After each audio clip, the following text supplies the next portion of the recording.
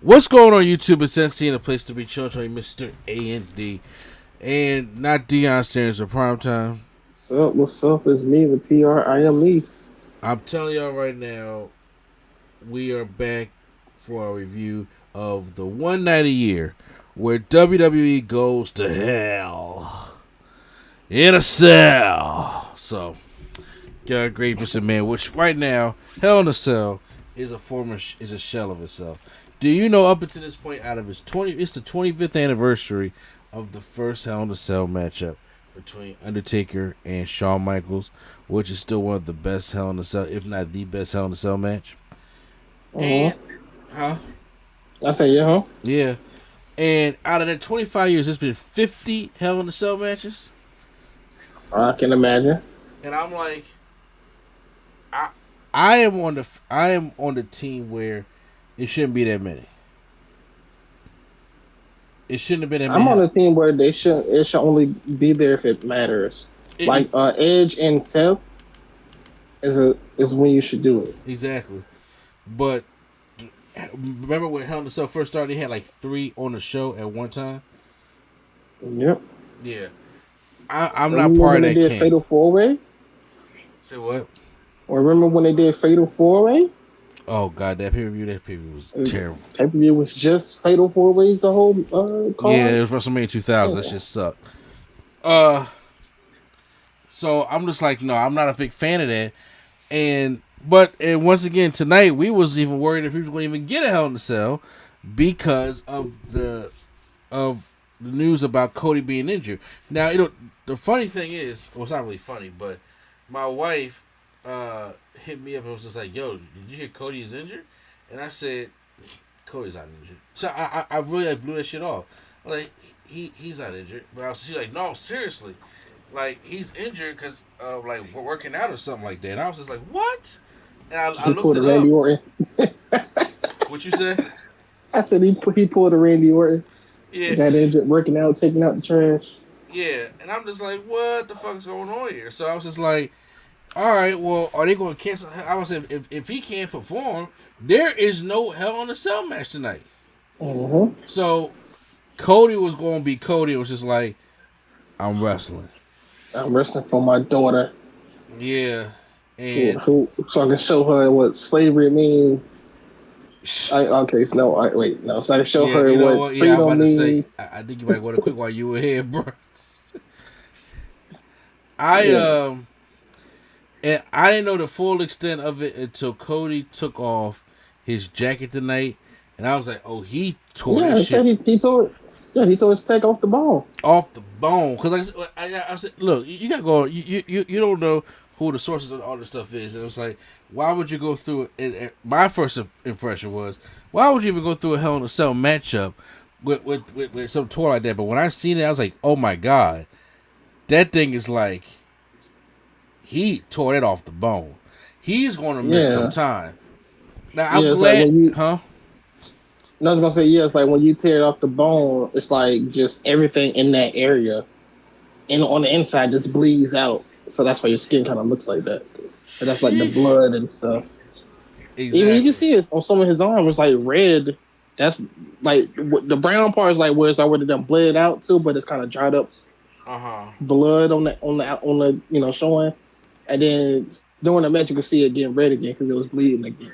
So, yeah, he's so that was really like the talk, and we was like, we really gonna go through with this? But we had a show in Chicago. The Chicago crowd was hot tonight for the show, and I have to say, when it comes to like the wrestling on the show, there wasn't much heat behind a lot of the matches going into the show.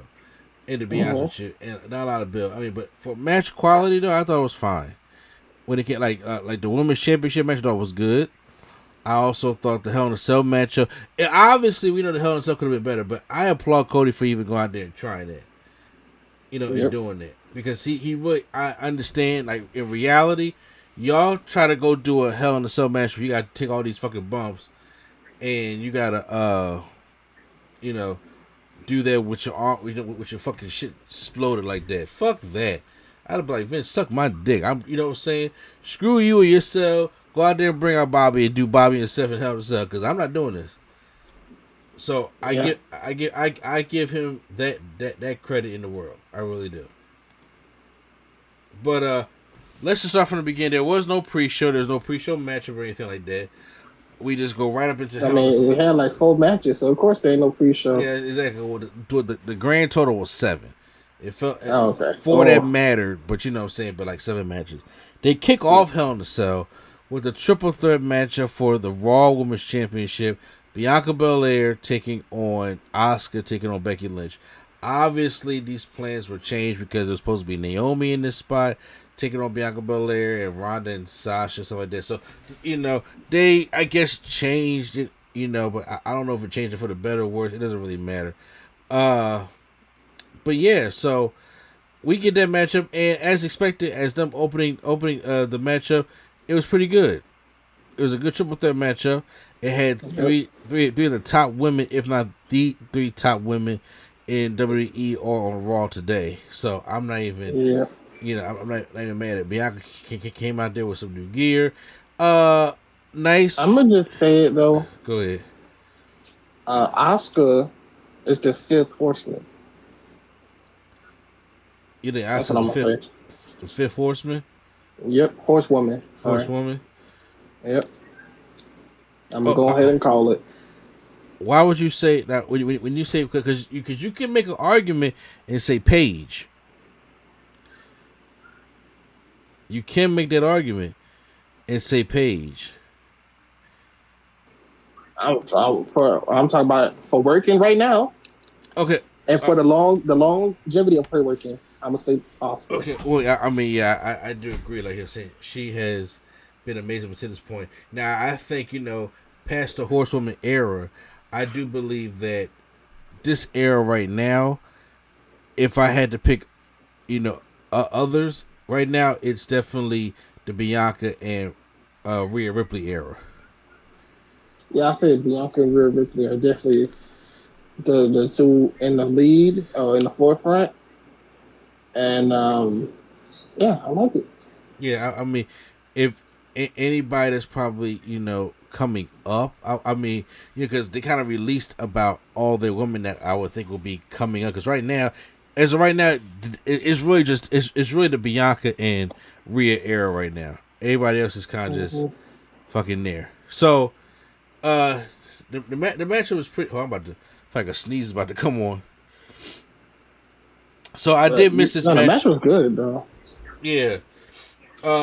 Unfortunately, Bianca is about to put Asuka in like the KOD, but she like gives like a double underhook after she. Asuka was the pest of this match, I would say. Asuka was definitely there every time somebody tried to pin. Asuka was there, and she was there quickly too. Kept the match flowing, right? Because Mrs. No Air Jordan over there, Becky Lynch, who gets no air on any of her aerial offense or anything. I'm sorry. That's one thing about Becky Lynch bothers me. She gets no air on nothing. That's why Bianca got knocked out right in her eye, because she didn't get no air to, you know, finish out that go around. Yeah, but that's true. Asuka goes for a hip attack to Bianca Belair in the corner. Bianca catches her like in a delayed German suplex type thing, and double underhooks her and then throws her right into the corner. As she's trying to go for the KOD, Becky Lynch tosses her outside and then gets the manhandle slam on Asuka. Oh my God, Becky needs to change that finishing move. If you're not going to hit the rock bottom or the booking or the uranagi, or whatever you want to fucking call it, if you're not going to hit it right, do not hit that move at all. And I'm sorry, Becky Lynch has the worst version of that move. I know you've seen. She got a better one than Eugene. I don't know. It's probably in the running. It's probably in the running. But you know how, because you used to feel the same way, where you know somebody who does this move over and over again, it's their move, and then when somebody else tries to do the. I remember you used to get upset like that when Seth Rollins used to do the pedigree. Yeah, because he never did it right, man. You gotta do it, make it look like it's about to kill people. You can't just do it and make it look soft. Yeah, I hate when smaller guys use choke slams. You know that it bothers me. Like Hurricane. Yeah, they kind of did bother me a little. The Hurricane chokes ain't bother me. Also, I like Kevin Owens. The Hurricane chokes them didn't bother me when he was in a cruiserweight match because they were the same size. You're right. The Rock selling the chokeslam bothered me. Yes, so bigger people. Yeah. When The Rock took, I'm like, because The Rock will put somebody over, and I'm just like, The Rock, you're a generous guy, but fuck that. You ain't not taking that damn chokeslam. Yep. You are not taking that hurricane. You like your calf is bigger than a hurricane. But anyway, get on topic here. But Bianca knocks Becky off and it slides in for the pin. Asuka takes the pin because they're probably trying to save Bianca and Becky for the rematch at SummerSlam. And there you have it. So good opener for the matchup. I really would have wished if this was inside the cell. Like if they had promoted it and actually did it inside the cell, do a triple threat women's inside the cell. I would say if you're gonna fucking have the event, you might as well just do it all then. Even though I still believe that the Hell in the Cell, just like the Elimination Chamber, is a shell of itself now. That'd be good. That if this match was in the cell, that would really be something I think people would be very interested in. Yeah. Backstage, we see MVP talking to OMAS, and Cedric Alexander comes up because he wants to go out there and help, and then MVP said a line that had to be fed to him by Vince McMahon. Talking to you directly. Talk to me. I was in Wingstop picking up an order, right? And I was sitting in the corner watching the joint. I was just like, he talked to me directly. And when y'all started texting me, I was like, don't worry, I'm watching it. He's talking to me directly. When Cedric was trying to help him out, and the MVP says, look, you failed every time. All the attempts I tried to get you in. No, you got to say something. The Hurt Business is done. It is over, and it is never coming back. And I was just like, all right, Vince, fuck you. But you gave that message to me. That's for me and me only. Everybody else probably wasn't like, what the fuck you talking about? No, that message was meant for Mr. A&E. Because y'all know how much I be hurt about the Hurt Business. And how I was mad I watched this guy's videos on YouTube. He's always talking about, when is the Hurt Business getting back together? Say this line for him, MVP. Look directly into the camera so you can look right at him. That's what I felt like. Yeah.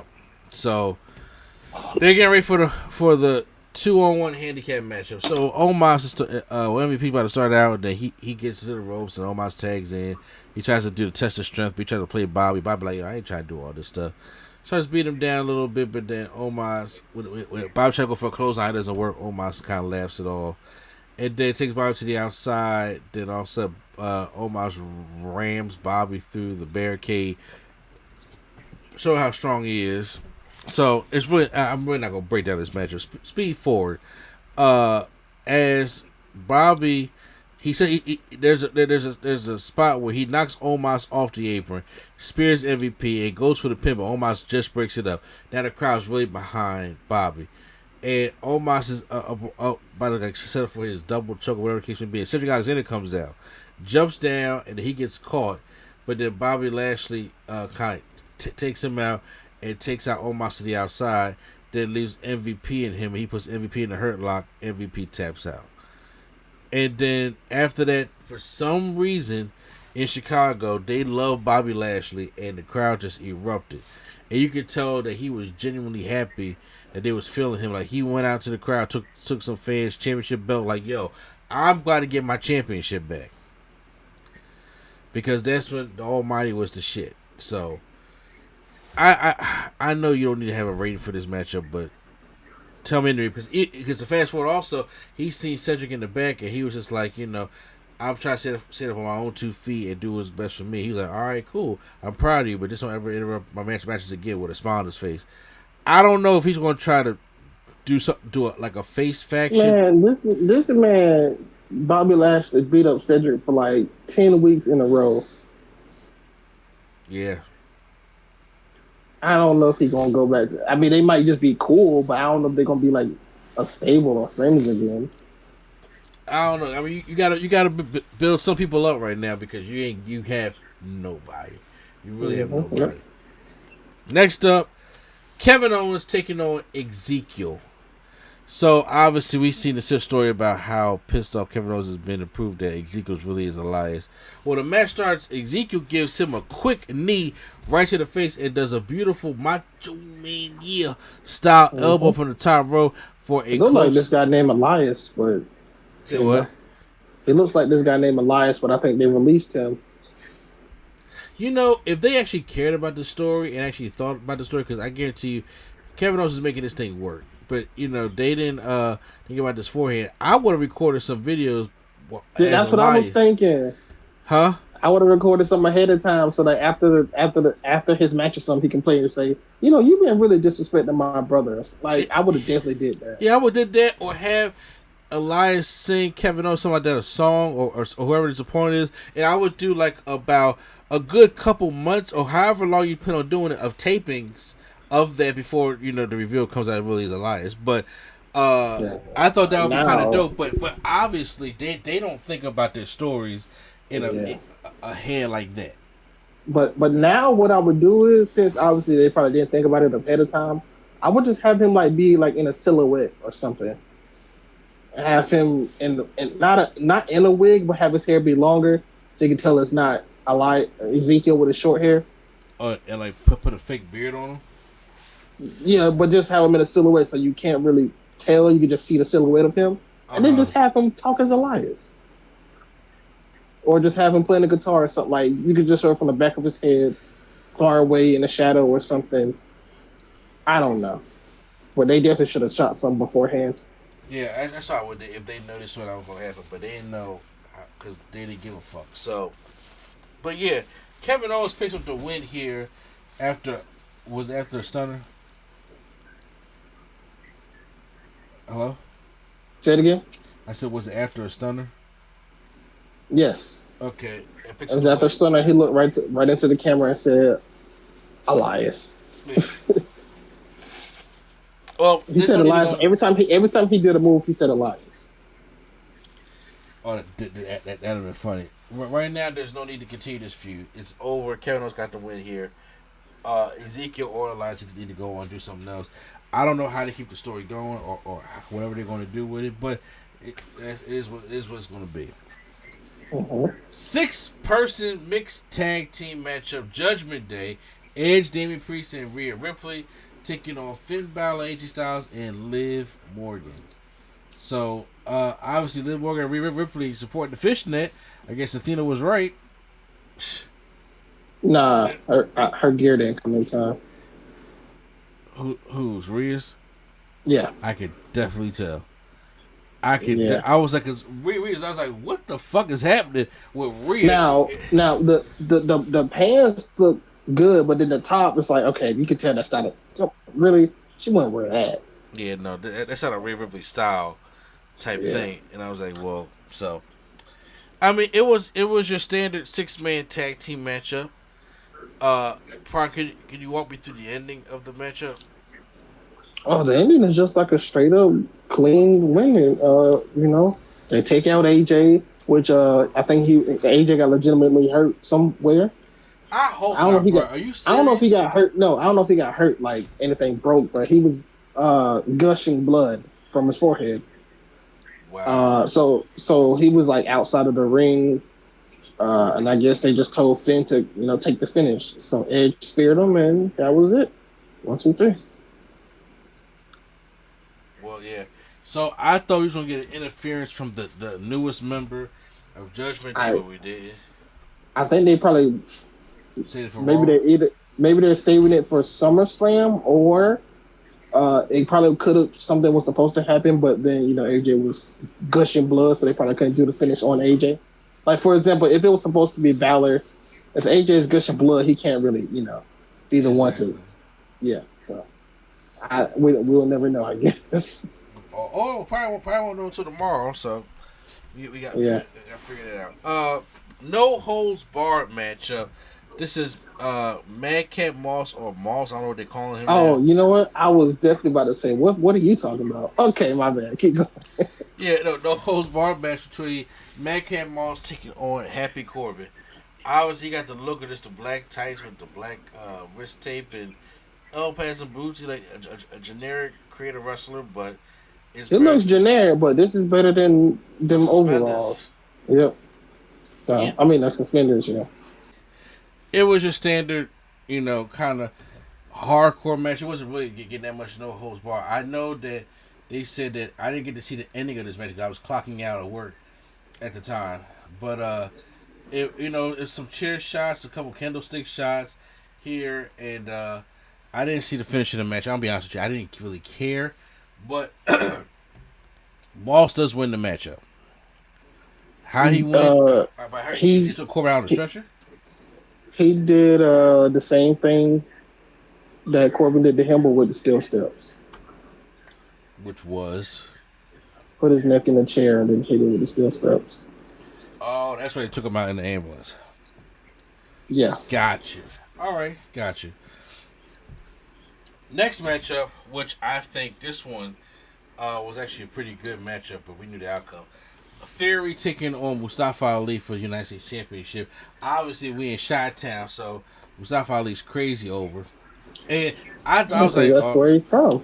Yeah, of course. But you know how Vince care about your hometown. So I was just like, okay, well, are they going to give him an actual match or are they going to squash him? No, they gave him an actual match. And this one was actually good. First of all, it felt good to see an actual Mustafa Ali match. Like me seeing the one that he cared about. Say what? That's the one that he cared about. Exactly. I mean, and seeing all his moves I used to see in the CWC, and so I always love his little go through the middle rope, roll through X Factor or neck breaker or cutter. All that stuff is dope to me. Mm-hmm. Yep. He hits all that on Theory.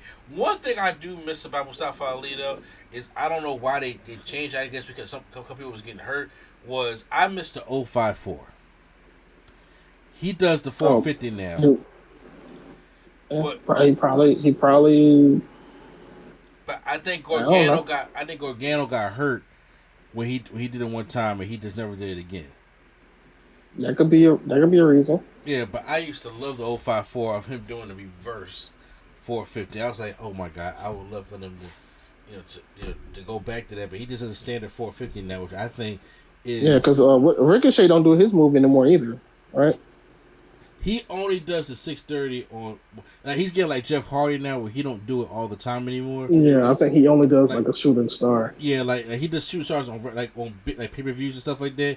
He'll do the 630, but on like regular shows now and in live events, he'll just do the shooting star press. Which I'm about to say that's hard to do every fucking night anyway. And so is the 054 also, but you know, if he ever gets like another a WrestleMania match, sure. But he gets. Who gets another WrestleMania match? Shit, Mustafa Ali.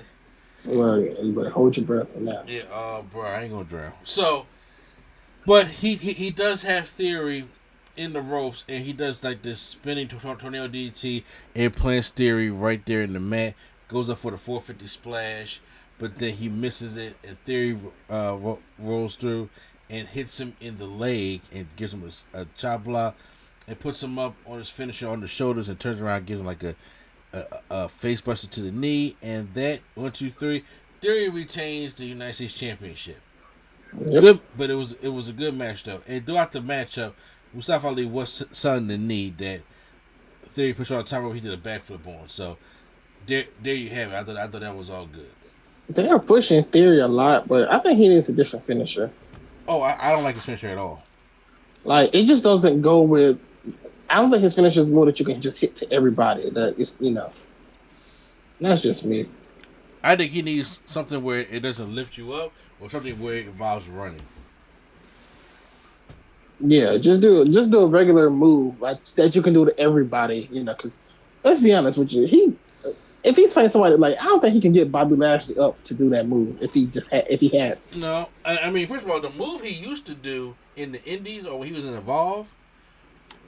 He can only get like cruiserweights up in that move. I was just like, yeah, you're not getting Roman Reigns up in that move without hurting. Yeah, I know. I know he probably can't do just a cutter because it's just a cutter. So I don't know, but that one that he had is not it. No, it isn't. Main event time. Hell in a Cell. Cody Rhodes versus Seth freaking Rollins. I told you we already heard about the reports and talked about all that stuff like that. But Rollins comes out in, first of all, his, Sparkle / Dream Girls coat. And then he takes it off and he is trolling Cody. He has the whole Dusty Rose gear on. The white boots with the polka dot tights and the polka dot shirt. So he's trolling Cody already. Mm-hmm. Cody comes out, and he comes out all hype. He comes out in his whole uniform and everything. And honestly, I'm just sitting there now.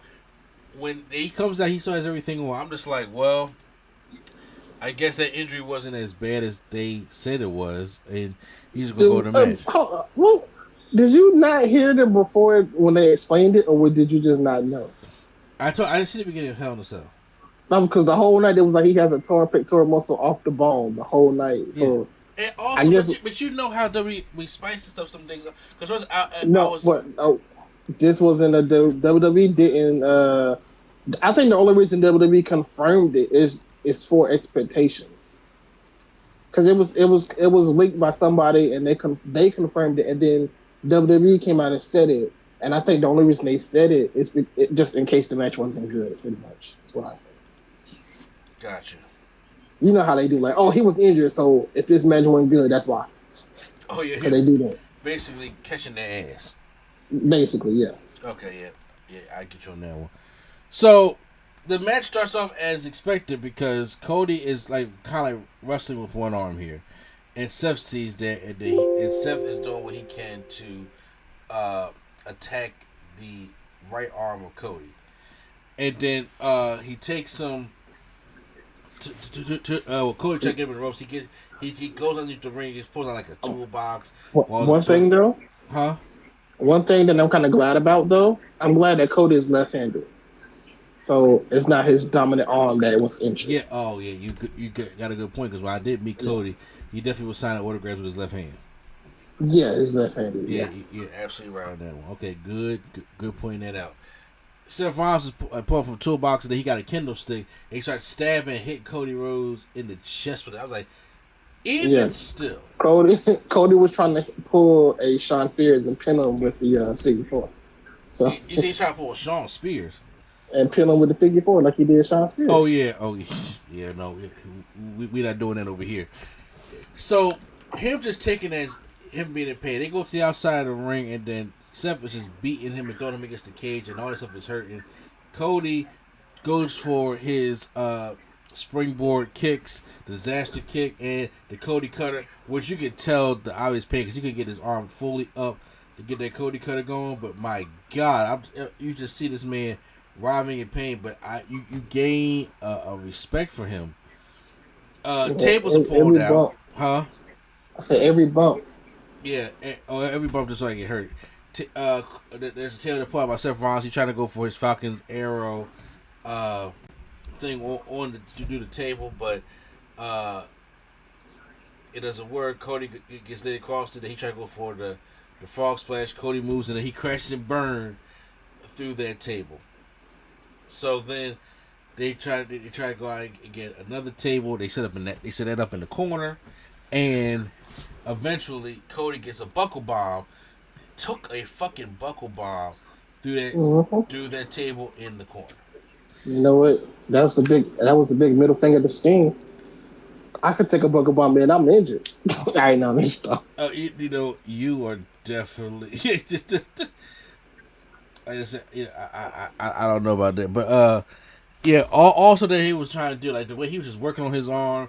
He would give him an arm drag. He pull that shit down. Like, this shit was crazy. But then finally, when Cody recovered, Cody went to the outside of the ring because Seth went out first and got a sledgehammer. And I was just like, don't do the Triple H thing. But he ended up doing it anyway. And this man want to be Triple H so bad. You forgot because he went to another company? I'm talking about when Seth pulled it out. Oh, sorry. I thought you meant Cody. I was like, no. I'm talking when he pulled it out.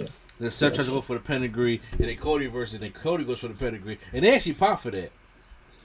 Because man, everybody, all Cody had to do in AEW was hit the pedigree, and he would have been cheered every week. But no, every week. But he said no. So he gonna force this on us. So he did that, and then he goes and pulls out the cowbell. His dad is cowbell because the Texas Bull Rope matches. So he's like, put it on. Now, a couple of things I had a gripe about. Okay. One, who cares? Who should care about that? I guess it's for the old school wrestling fan. I know, but I'm saying like they I think they could have did something to if they were going to use it, they could have did something to pull it up because they know fans are 8. What 8-year-olds watching Dusty Rhodes matches? What 30-year-olds watching Dusty Rhodes matches? They may watch the American Dream matches, but not no NWA matches.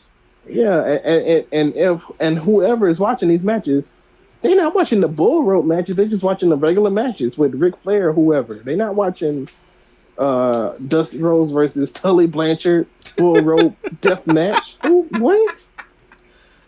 I'm just saying. It just they should have specified who it was for, because like I know what the significance of it meant, but I'm just saying like. Yeah, these are 8-year-olds and 10-year-olds and 12-year-olds that y'all are. Yeah, I would say the kids and casual, because even my wife Paul, she was like, "Why he got a bull rope?" I was just like, "That's his daddy rope, because his dad's known for doing the Texas Death, the Texas, bull." Okay, never mind. And so when you said that, I'm like, okay, that does make sense. Like, it goes over the casual's head, it goes over, the kid's head, like that. That's like for an AEW audience, Yeah, Cody, you're not in AEW. Now, if he would have pulled out if he would have put out an elbow pad and did the elbows, he could do no bionic elbow on that damn. He could have did the other arm. But I'm saying, if he would have put out an elbow pad and did the elbows, that would have been more of a thing that maybe more people would remember. But that's just me, It's just less things you got to explain. That's all I'm saying. I agree. Well, that's like. He does like, real quick, did you hear what one of the announcers said? No, what they say? It was like, he put out the family thing, the family bull rope. That's famous that he used, his brother used, and his dad used. They all are famous for using this bull rope. They always get the job done. I mean, I don't know. Like, some of the kids will be like, who's his brother? The kids that probably don't watch AEW, who was his brother? What, he has a brother? Or they probably didn't see when he was with Goldust 2014. That's 10 years ago. Shit, actually, so, they probably Ted DiBiase Jr. is his brother. Remember Legacy?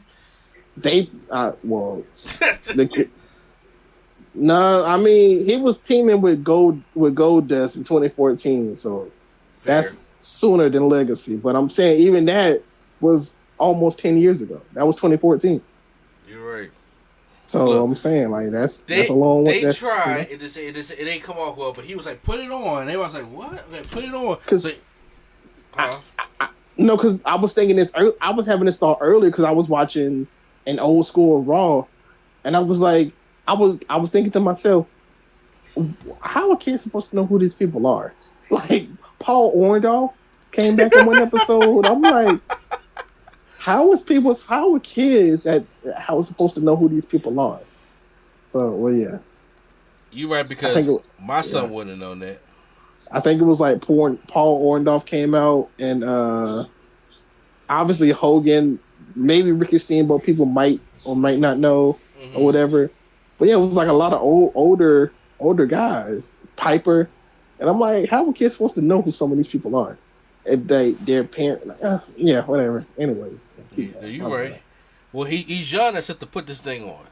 Put it on. So Seth was like, the kids went, why would he put it on? Yeah. So I was like, so Seth does put it on, and then for like a brief minute inside Hell in a Cell, we got a Texas bull rope match going on in the same damn time. So they actually started having like a little, bull rope type thing. And I'm gonna be honest with you. That looks stupid. That's what bull rope matches is. That's stupid to me. I'm just like, okay, sorry. What is a bull rope match? Well, Okay, so there's two because remember WWE turned into a strap match, but in NWA you had to touch all four corners. Because, What? huh? What? Okay, remember? No, I know what you're saying. I'm just not comprehending the bull rope then at all. If you got a rope that's half the size of the ring, you got to touch all four corners. You know your opponent will not let you touch all four of the corners. Yes, that I know. I'm asking about the significance of this match again, of why he pulled it out. Look, I don't know. Look, Seth gets whipped a couple times. I'm really trying to think. I'm like, all right. I thought it was something completely different. That's why. Or no. I thought maybe Dusty Rhodes, the bull rope match is when you both are tied and it's like a strap match, well, with the cowbell. Like, I mean, it usually was, but you had to touch all four corners though. Remember the last one he had was with Randy Orton. Okay.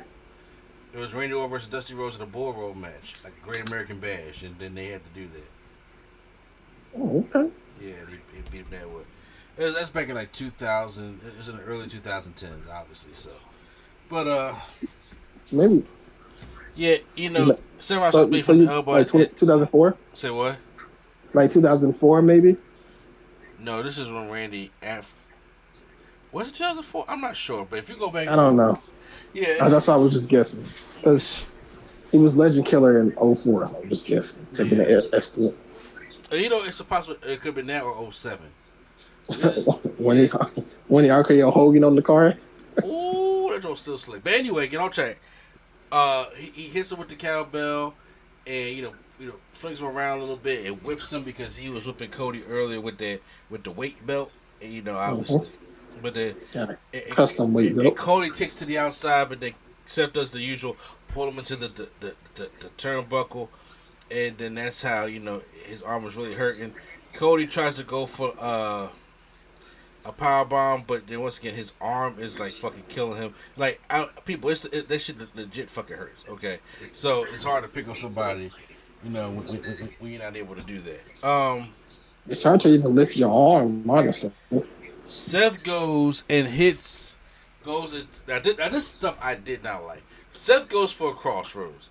Cody comes out of it and it goes for a crossroads himself to take both of them out. Like he sold his move to definitely did back at Cody Rhodes. It's Cody Rhodes. So then we're sitting here like trying to figure out who's going to use the sledgehammer and whatnot. And then Seth tries to go for the sledgehammer. Cody, kicks out of his hand, and then Cody comes out of nowhere, hits two crossroads. Instead of going for the third, he says, "No, I'm not doing that.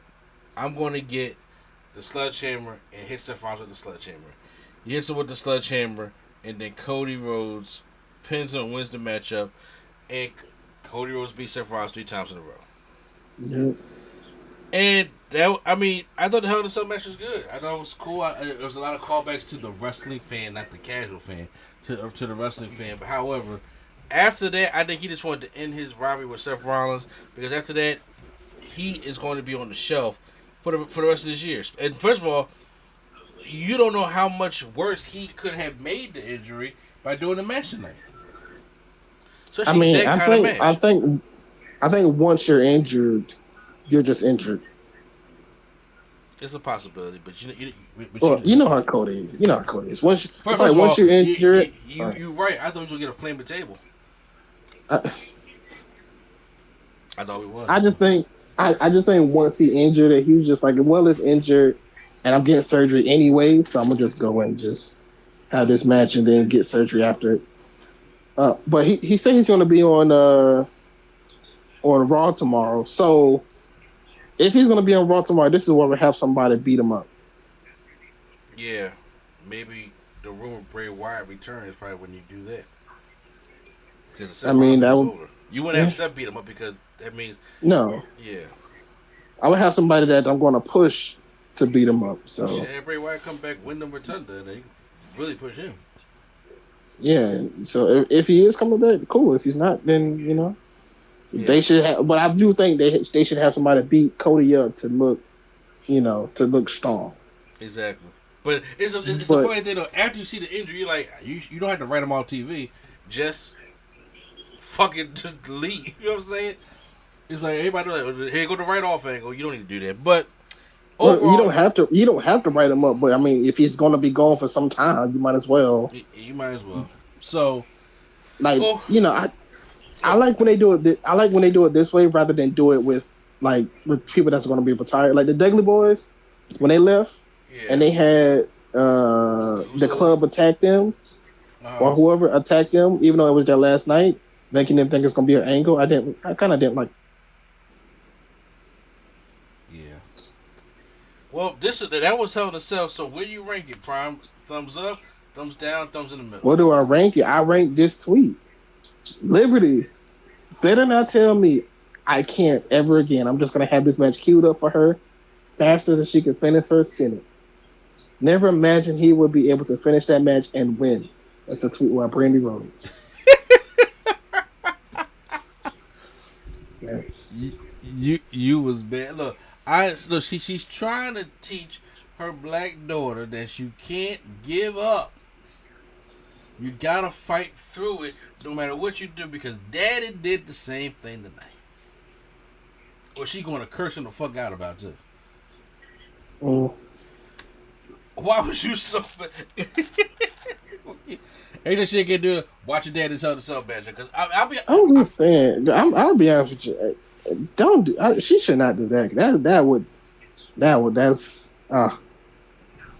not the way to do it. Look, I'm gonna say it like this. I give all praise to Cody Rhodes for doing that. Yep. I give him praise for that, so I can't get mad at that. I give him praise to him, but I'm not gonna be raising my child on my matches. Like, oh, I was hurt and I had a broken foot this match, but I still carried on. That's you know how many times Triple H gonna grow up thinking that her dad changed racism.